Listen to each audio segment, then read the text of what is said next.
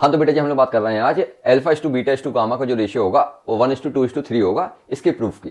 यानी कि अगर बात करें coefficient of linear expansion, coefficient of superficial expansion और कोफिशिएंट ऑफ क्यूबिकल एक्सपेंशन की बात करते हैं तो इसका जो रेशियो होगा वो 1:2:3 होगा। ठीक है, देखते हैं।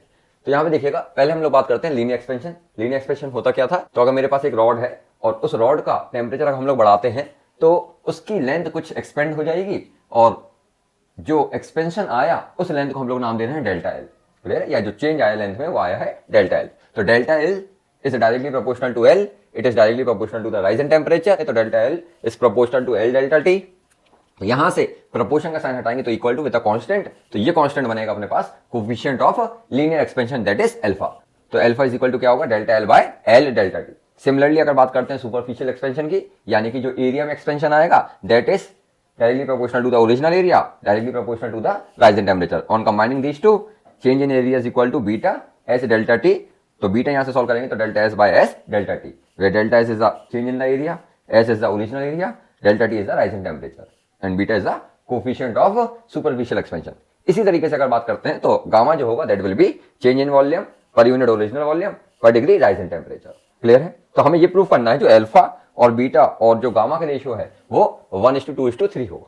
क्लियर है, तो हम लोग क्या करेंगे, पहले अल्फा इस टू बीटा का रेशियो निकालेंगे, फिर अल्फा इस टू गामा का रेशियो निकालेंगे, फिर ये दिखा देंगे कि ये तीनों क्या है 1:2:3 के रेशियो में है। तो देखिएगा, पहले हम लोग प्रूव कर रहे हैं अल्फा इस टू बीटा का जो रेशियो है that is 1:2।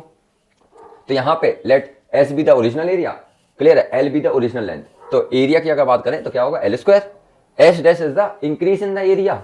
Increase in the area के लिए क्या होगा, इंक्रीज इन द लेंथ का स्क्वायर करेंगे। जैसे यहां से यहां तक क्या है ओरिजिनल लेंथ है और यहां से यहां तक क्या है हमारी इंक्रीज इन द लेंथ है। क्लियर है, तो अगर यहां देखा जाए डेल्टा एल जो होगा delta L will be equal to L dash minus L, तो L dash will be equal to L plus delta L. Clear है, एच डैश जो है वो क्या है न्यू एरिया, तो new area will be equal to क्या होगा न्यू लेंथ। न्यू लेंथ कितना है एल डैश का स्क्वायर, और एल डैश हम लोग ने यहां से निकाला क्या है एल प्लस डेल्टा एल, तो इसको यहां पे सब्स्टिट्यूट करा, इसका स्क्वायर करा। क्लियर है बेटा, इतनी बात समझ आई। अब यहां पे देखिएगा इस वाले एक्सप्रेशन में डेल्टा एल को हम लोग क्या लग सकते हैं from this linear expansion, delta L को लिख सकते हैं अल्फा एल डेल्टा टी। तो यहाँ पे डेल्टा एल की जगह रखा अल्फा एल डेल्टा टी, यहां से एल स्क्वायर बाहर निकाल लिया तो 1 प्लस अल्फा डेल्टा टी का होल स्क्वायर। क्लियर है, अब क्या कर रहा है इस एक्सप्रेशन को एक्सपेंड कर दिया। क्लियर है, A square plus B square plus 2ab से। क्लियर है, अब यहाँ पे देखिएगा जो अल्फा होता वो बेसिकली क्या होता बहुत कम होता एक मटेरियल के लिए, इसकी वैल्यू बहुत छोटी होती है। तो अगर इसका स्क्वायर कर देंगे तो ये और छोटा हो जाएगा। तो ये हायर पावर टर्म्स को हम लोग क्या कर रहे हैं निगलेक्ट कर रहे हैं। तो यहाँ पे आएगा S dash will be equal to S 1 plus 2 alpha delta T, ये वाला टर्म निगलेक्ट कर दिया। इतना बात क्लियर बेटा।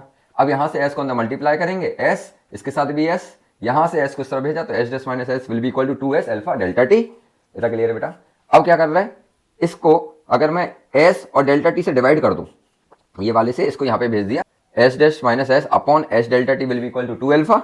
क्लियर है, और एस डैश माइनस एस को हम लोग क्या लिख सकते हैं चेंज इन द एरिया, यानी कि new area minus original area will be equal to the change in the area. तो change in area upon original area per degree rise in temperature will be equal to 2 alpha. अब ये पूरा देखिएगा अपन लोगों ने निकाला था, इसको हम लोग क्या लिख सकते हैं बीटा। तो beta will be equal to 2 alpha. इस तरीके से अल्फा और बीटा का रेशियो हमारे पास कितना आया 1:2। क्लियर है, इसी तरीके से अगर बात करते हैं अल्फा और जो गामा का रेशियो है that is in the ratio of 1:3। करने के लिए क्या करेंगे, सेम मेथड को फॉलो करेंगे। क्या, late v be the original volume and v dash will be the new volume। तो ओरिजिनल वॉल्यूम के लिए क्या होगा ओरिजिनल लेंथ का क्यूब और न्यू वॉल्यूम के लिए न्यू लेंथ का क्यूब। अब न्यू लेंथ वास्तव में क्या है, फिर again from the linear expansion new length कितनी थी एल प्लस डेल्टा एल, तो एल प्लस डेल्टा एल का क्यूब करा। डेल्टा एल को हम लोग क्या सब्स्टिट्यूट कर सकते हैं from linear expansion, delta L को क्या ले सकते हैं अल्फा एल डेल्टा टी। तो यहाँ पे डेल्टा एल की जगह हम लोग क्या कर रहे हैं अल्फा एल डेल्टा टी का क्यूब। यहां से एल क्यूब को बाहर निकाल लिया तो बचा 1 प्लस अल्फा डेल्टा टी का होल क्यूब, एक्सपेंड करा, फिर से अल्फा जो होता है वो बहुत कम होता है। क्लियर है, जिस वजह से हाई पावर टर्म्स को हम लोग फिर से इग्नोर करेंगे। तो यहाँ पे हाई पावर टर्म्स क्या है स्क्वायर के टर्म्स में है, क्यूब के टर्म्स में है, तो ये दो टर्म इग्नोर करेंगे या ये दो टर्म हम लोग निगलेक्ट करेंगे। तो on neglecting these two term हमारे पास जो एक्सप्रेशन आएगा that will be v dash will be equal to v 1 plus 3 alpha delta T. कितना क्लियर है बेटा। फिर से v को अंदर मल्टीप्लाई करेंगे तो v plus 3v delta T, इस v को इस तरफ भेजा तो v dash minus v will be equal to 3v alpha delta T. फिर से वही करना है change in the volume upon original volume पर डिग्री राइज इन टेम्परेचर। तो यहां से हम लोगों ने क्या करना v ओरिजिनल वॉल्यूम और राइज इन टेम्परेचर यानी कि डेल्टा टी को नीचे भेज दिया, तो ये मेरे पास आ गया है ना v dash minus v upon v delta T will be equal to 3 alpha.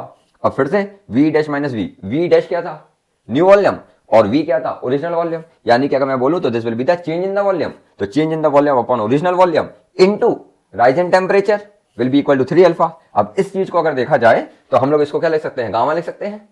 इतनी बात समझ में आ रही बेटा?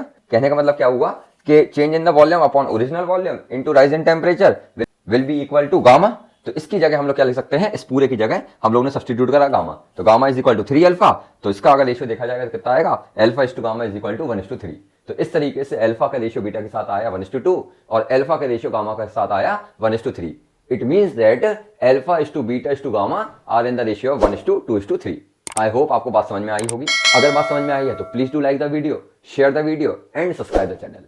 थैंक यू बेटा जी।